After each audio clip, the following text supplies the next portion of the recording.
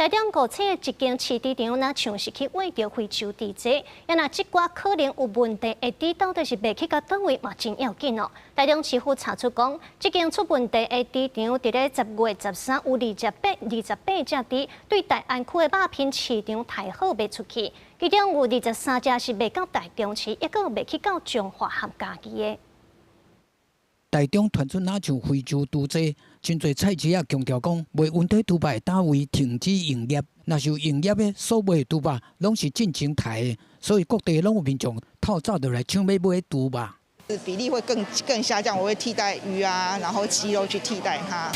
啊，你都无连续5天啊，无你就无饭吃啊，你咧。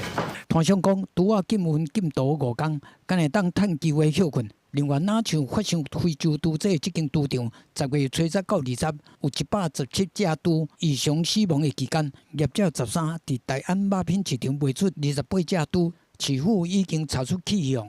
那卖了23只，在这12处台中市的。那个人的话个人户有10处，有19只。那公司户的话有2处，有卖了4只。卖到彰化的有2处，有卖了4只。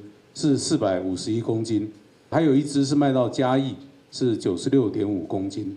台中市卫生局讲，会追查台中市下手的去向，出公文予彰化甲嘉义县府。另外，台中市命令营养午餐即时起禁用温体猪肉，禁止包菜码。需要使用 CAS 冷冻猪肉的产品，并且自即日起禁止使用温体猪肉到11月30号。那后续相关在禁用的期程的规划上，我们会视疫情的一些发展情形做滚动的修正。农业部表示讲，因为初期猪的镜头无典型，才是台中市动保处去访视，迄阵并无采样，20个甲样本送验了后，再验出类似病例，以后嘛要等待病毒株分离结果了后，才会当确认。